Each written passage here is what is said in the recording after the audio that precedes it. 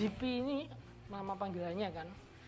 Ini kan tidak hanya sosoknya, tapi juga perjalanan hidupnya dan fenomena-fenomena yang menyertainya. Sosok JP juga sendiri itu kan mewakili bahwa dia bisa diterima di pangsa pasar musik nasional. Ini kan juga mendobrak stigma kebudayaan patriarki yang kenceng gitu loh.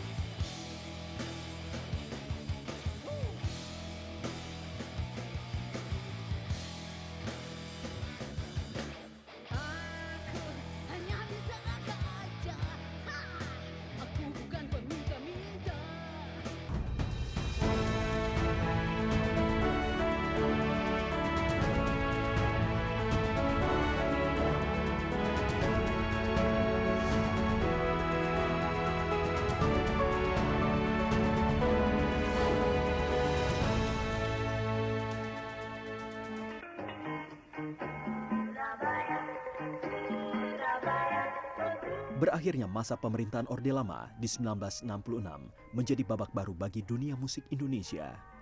Sebelumnya, pada periode setelah kemerdekaan, musik Indonesia diselimuti gairah nasionalisme. Atas nama revolusi yang digaungkan Presiden Soekarno waktu itu, semua unsur barat dalam seni Indonesia diharamkan.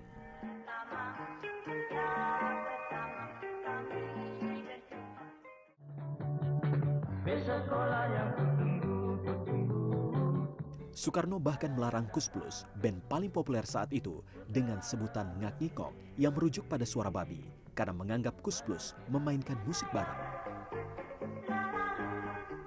Alhasil, selain lagu bernuansa perjuangan, hanya lagu Melayu dan pop yang populer dan dimainkan sampai ke daerah. Meski nama-nama seperti Ida Laila, Titi Puspa, dan Bruri Pesolima sangat populer sebagai penyanyi, tapi keragaman musik Indonesia mati saat itu. Nah, jadi semua musik yang semacam itu tidak diberi tempat di Indonesia dan sanksinya ya masuk penjara dan otomatis dipersekusi ya oleh seluruh pendukung kebijakan politik waktu itu. Maka ketika musik rock bisa berkembang ya tentu momentumnya setelah Bung Karno jatuh, kita tahu ada Dara Puspita yang pada masa transisi 65 juga sudah tur sampai ke Eropa. Dan nanti tahun 70-an kita bisa mendengarkan God Bless. Dan itu tepat di saat pencarian kebudayaan Orde Baru sedang berlangsung. Baru setelah 1966, musik Indonesia kembali bernapas. Berbagai musisi dengan beragam genre bermunculan. Kecuali penyanyi, mayoritas band yang muncul pada awal 1970 bernama Barat. Periode ini juga ditandai dengan demam musik rock di berbagai kota. Kota Malang, Jawa Timur termasuk satu di antaranya. Sejak pertengahan 1970-an, rock seakan menjadi penanda kota. Legenda-legenda rock besar di sini, seperti Ben Aga, The Rollies, Ahmad Albar, dan Ian Anton. Di tahun-tahun itu, Malang tidak pernah sepi dari konser rock, apalagi sebuah perusahaan rokok di Malang rutin menjadi sponsor. Aktuil, majalah musik paling populer saat itu, menjuluki Malang sebagai ibu kota rock Indonesia. Musisi rock seakan belum sah sebagai rocker jika belum pernah konser di Malang.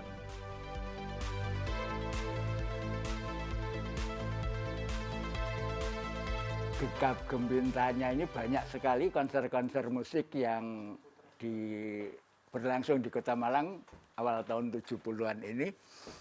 Beberapa gedungnya sudah nggak ada lagi. Bahkan mungkin saking gegap gembintanya untuk menonton pertunjukan itu banyak penggemar musik itu harus menjual barangnya. Contohnya banyak yang menjual celana jeansnya sehingga dia pengen betul untuk bisa menikmati sebuah pertunjukan musik rock yang dia sukai gitu. Seperti halnya di kota lain, ingar-bingar musik rock di Malang hanya memunculkan musisi laki-laki. Berbagai dokumen koran dan majalah di Museum Musik Indonesia di Malang yang memiliki salah satu memorabilia musik terlengkap di Indonesia juga tidak menemukan adanya penyanyi rock perempuan yang dikenal.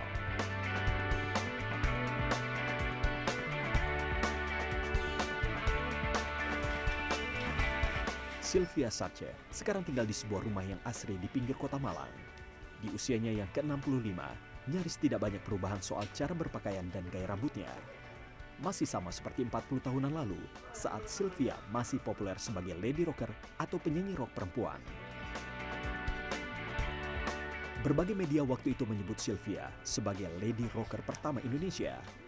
Sejak 1970, ia sudah lebih dulu terkenal di Malang sebagai satu-satunya penyanyi perempuan yang selalu membawakan lagu rock di festival musik. Publik rock Malang waktu itu belum akrab dengan rocker perempuan. Di samping karena memang tidak ada referensi rocker perempuan mancanegara di periode 1970-an juga sangat sedikit. Namun Sylvia Sarce tidak peduli, ia hanya ingin bernyanyi rock, meski penyanyi perempuan di era itu lebih banyak memainkan musik pop. Zamannya waktu itu kan lagu-lagu yang ada di radio itu memutar lagu-lagu barat semua. Jadi zaman-zaman antara 50, 60, 70 itu zaman zaman flower generation ya. Jadi lagu-lagunya itu lagu-lagu barat. Jadi kita itu kalau show terutama di Kota Malang itu kalau kita menyanyi dan anak band tuh harus main persis seperti yang ada di piringan hitam atau kaset. Dan aku berusaha juga untuk menyanyikan lagu-lagu mereka itu seperti aslinya. Tuh. Dan mungkin karena aku waktu itu masih muda, jadi jangkauan lagu Janis Joplin tuh nadanya sama. Lagu pernah nyanyiin lagu yang sedikit beda itu seperti progressive rocknya Pink Floyd itu The Great Gig in the Sky. Itu juga nadanya sama, ya mungkin faktor umur ya. Tahun 1978, album pertama Sylvia Sarce dengan single utama berjudul Biarawati diluncurkan. Tak disangka, lagu ini diterima pasar dengan penjualan kurang lebih 250.000 kopi. Waktu itu, jumlah tersebut terbilang sangat besar bagi sebuah album rock, apalagi dimiliki oleh seorang artis perempuan pendatang baru. Tapi lebih dari itu, album ini adalah kemenangan terhadap dominasi patriarki yang waktu itu membungkus industri musik rock. Lewat album ini, Sylvia Sarce mematahkan anggapan perempuan tidak bisa bernyanyi rock. Dengan Biarawati dan disusul oleh 6 album berikutnya, Sylvia Sarce membuka jalan bagi kemunculan penyanyi-penyanyi rock perempuan Indonesia.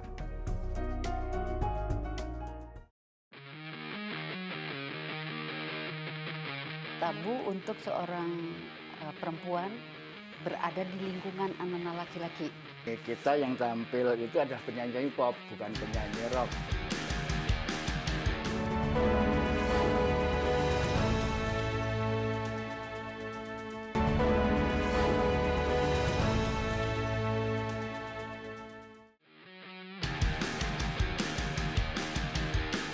Industri musik rock Indonesia selama periode 1970 hingga awal 1980-an berkiblat pada musik rock di Amerika dan Inggris.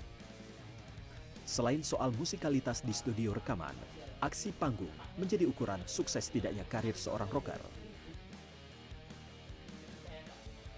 Musisi-musisi rock populer saat itu seperti God Bless, The Rollies atau Mickey Jaguar membawa performa rocker Amerika seperti Led Zeppelin atau Aerosmith ke panggung Indonesia. Slogan Make Love Not War yang populer di Amerika saat itu menambah citra rock sebagai musik keras, cadas, maskulin, dan seksual. Secara alami, hal itu membuat anggapan musik rock di Indonesia hanya pantas dimainkan oleh laki-laki. Di periode tersebut, penyanyi perempuan dianggap tidak pantas ada di area itu. Ya barangkali mungkin ini tidak lepas dari kultur kita sebagai bangsa dari timur ya, bahwa wanita itu memiliki kodrat untuk bekerja di rumah, bukan tampil di panggung, apalagi dengan gaya rock yang perlu keganasan barangkali ya.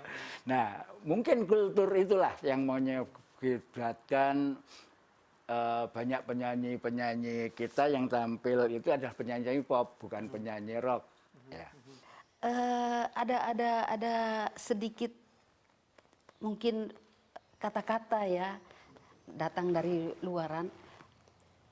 Tabu untuk seorang perempuan berada di lingkungan anak-anak laki-laki di musik rock.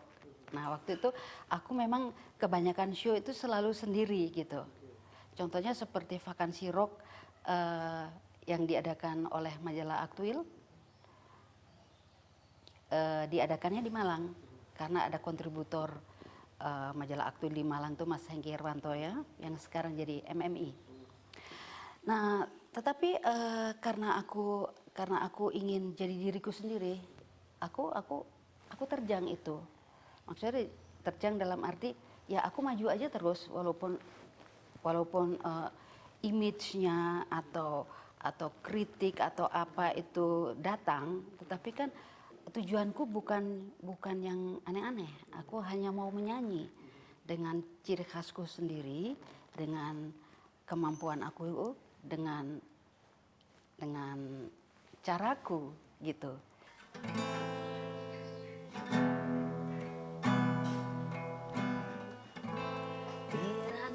Tirani putih bercahaya di dalam biara, ketika suara gembala terseduh di tengah impian yang ada ciptamu.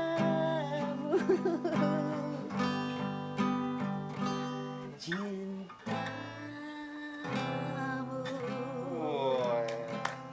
Ya gitu deh, nggak bisa misa tapi nekat aja main gitarnya. Ini lagu yang sangat hits waktu itu ya, tahun 1978. 1978 itu mengangkat nama Sylvia Sarce waktu itu ya. Yes, Wow, gitu. luar biasa. Tapi ini tidak bercerita tentang ini apa sih Biarawati itu cerita tentang Aku takut salah kalau menceritakan ini apa gitu ya. Cuman aku rasa ini menceritakan isi hati seseorang yang jadi biarawati. Dia ada di dalam biara itu dengan mencurahkan isi hatinya dan ditulis gitu. dan ini ciptaannya. Dan ditulis oleh seorang Yanantono. Beberapa media cetak yang terbit waktu itu menganggap album Biarawati adalah revolusi. Dia mematahkan stigma di industri musik rock bahwa penyanyi perempuan hanya pantas berada di aliran musik Melayu dan pop. Pada rilis Biarawati inilah, istilah Lady Rocker Indonesia pertama kali muncul dan langsung disematkan pada Sylvia Sarce. Majalah Aktuil menyebut, lagu Biarawati memang tidak sekeras lagu rock lain, tetapi Sylvia Sarce tetap mampu menunjukkan kepada para penikmat musik bahwa Indonesia tetap bisa menerima rocker perempuan. Ini ditambah dengan aksi panggung Sylvia Sarce yang lincah dan atraktif, seperti halnya rocker-rocker laki-laki, membuatnya mudah dicintai penonton.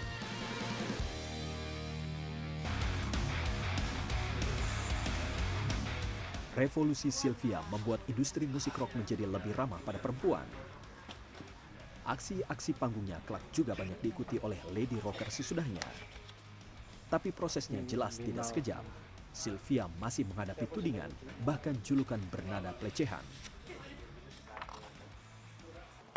Kok pakaiannya seksi, kok pakaiannya minim, kok berani banget. Dan julukan-julukan untuk aku tuh banyak banget. Seperti kayak misalnya kuda binal, kode Malang. Kode Malang tuh wanita Malang, wanita yang dari kota Malang. Kode itu kan wedok ya. Terus ada lagi macan panggung dan sebagainya, banyak deh, lady rocker dan sebagainya. Waktu itu nggak ada kritik yang habis-habisan di situ, nggak ada. Cuman ada salah satu yang sedikit bukan mengganggu, sedikit beda. Itu misalnya ada yang bilang musik rock adalah trompet setan. Ya, that's okay. Dan nggak layak oleh perempuan main itu. Layak nggak layak itu untuk aku kan nggak semua orang begitu ya, hanya beberapa saja. Tapi untuk aku nggak masalah. Berbagai kritik ini tidak membuat Sylvia berhenti. Secara berturut-turut sejak 1978 hingga pertengahan 1980-an, total ada 7 album kaset dan piringan hitam, serta 1 single yang dikeluarkannya setelah album Biarawati.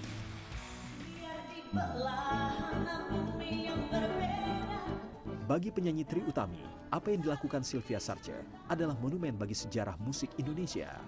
Rocker-rocker perempuan lain yang muncul di periode 1980-an mengikuti Sylvia Sarce. Jenis rock balada dan penguasaan panggung ala Sylvia Sarce diikuti oleh mereka. Di musik Indonesia, dan monumen itu tidak bisa diselubungi kain putih. Itu harus ditulis, ya, dipotret, direkam lagi sebagai bagian dari jejak perjalanan seorang pengkarya. Dalam hal ini musik, apapun pilihan genrenya gitu. Dan Mbak Jiki yang sangat flower generation itu gitu ya, yang sangat retro gitu, itu menjadi bagian yang tidak terpisahkan dari perjalanan musik di Indonesia, khususnya ditempatkan di jalur atau di genre musik rock. Tante GP, Tante Sylvia Sarce memang seorang lady rocker pertama di Indonesia. Ya wajar dong sebagai aku yang memang bisa dibilang representasi lady rocker di tahun 2000-an, misalnya salah satunya ya, itu ngerasa kalau nggak ada Tante GP, nggak ada Nicky Astria, itu ya nggak akan ada lady rocker gitu. Jadi harus benar-benar diposisikan ya, mereka adalah seorang legenda yang harus dihargai, harus kita cari tahu bagaimana perjalanan mereka, akhirnya mereka mendapatkan title seperti itu.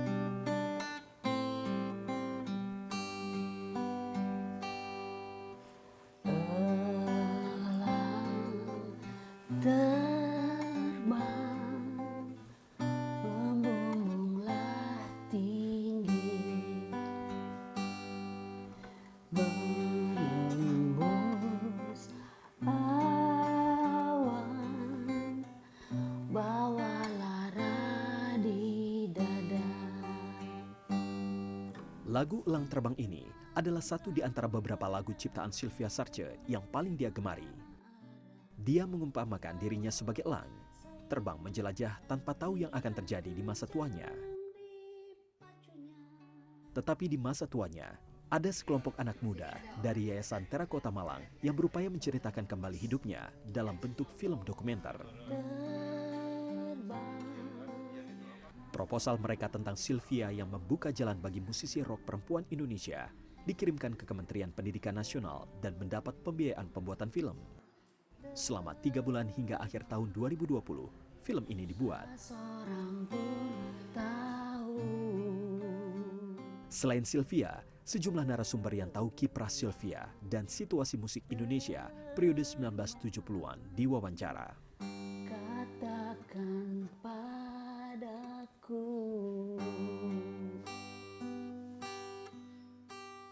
Awalnya mungkin hanya kalangan tertentu saja ya, khususnya pemerhati musik mungkin yang tahu nama Sylvia Sarce.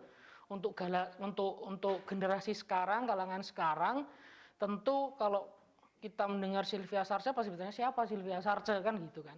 Nah, kemudian yang membuat kita pede untuk bikin film dokumenter ini yang kemudian kita usulkan ke program FBK Fasilitasi Bidang Kebudayaan ini adalah kita melihat bahwa program ini itu kan tujuannya adalah pemajuan kebudayaan nasional. Kita melihat bahwa selama ini kalau kita ngomong kebudayaan nasional itu kan sangat tradisi sentris. Semua hal yang berbau dengan tradisi, sedangkan kebudayaan-kebudayaan, karya-karya seni kontemporer itu seolah-olah tidak mendapatkan ruang dalam kebudayaan nasional.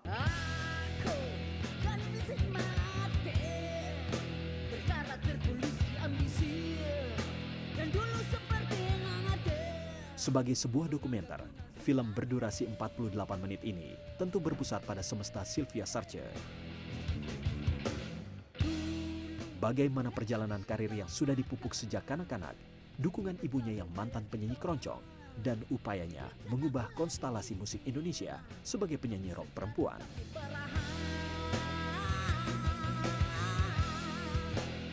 Tetapi, sang sutradara juga menonjolkan gairah rock yang sangat besar dan permainan musik rock yang keras. Hal itu mendidik Sylvia Sarce untuk berani mendobrak tatanan rock yang patriarkis dan mapan saat itu.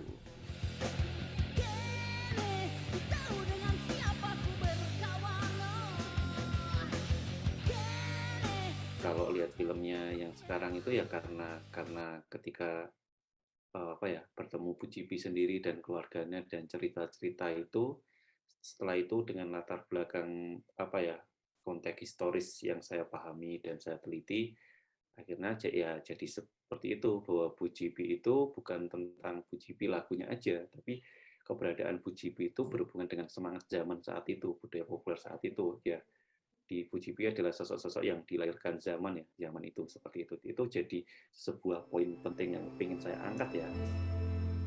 Di usianya yang sudah 65 tahun, tidak banyak yang dilakukan Sylvia Sarce. Hari-harinya sekarang banyak dihabiskan bersama keponakan yang tinggal bersamanya. Tapi, mimpinya untuk terus melihat munculnya musisi rock perempuan terus menyala. Di tahun 2018, dengan biaya penuh dari UNESCO, ia menggelar konser emas 50 tahun karirnya. Semua personel band dan krunya adalah perempuan Kota Malang. Namun sayang, karena terbentur soal dana, band rock bernama Voice of Malang ini bubar setelah hanya beberapa penampilan. Baginya, konsistensi di jalur musik rock adalah sikap hidup. Termasuk saat berada di masa terburuk pun, ia tidak mau menukar musik rock dengan imbalan apapun. Jadi waktu itu bagaimana ceritanya? Jadi ada satu produser itu menawarkan Mbak Sylvia, ini ada suasana industri musik lagi bagus dengan lagu dangdut. Bagaimana kalau Mbak Sylvia, ini ada 100 juta Mbak Sylvia merekam lagu tersebut, lagu baru, aku bilang gitu. Iya, lagu baru.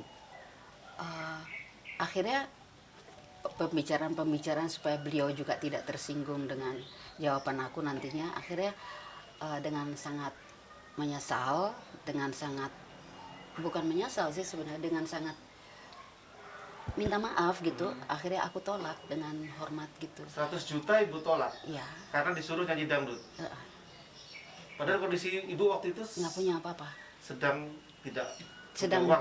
Sedang di bawah secara financial. Hari ini topik bahasan kita mengembalikan Malang sebagai barometer musik rock, dan tentunya saya tidak sendirian. Konsistensi ini yang ingin ia tularkan pada generasi muda hari ini. Seperti saat Sylvia Sarce diundang berbicara di sebuah radio Kota Malang. Ia berbicara tentang hiruk-pikuk musik rock dan konsistensinya melawan bias gender di industri musik rock saat itu.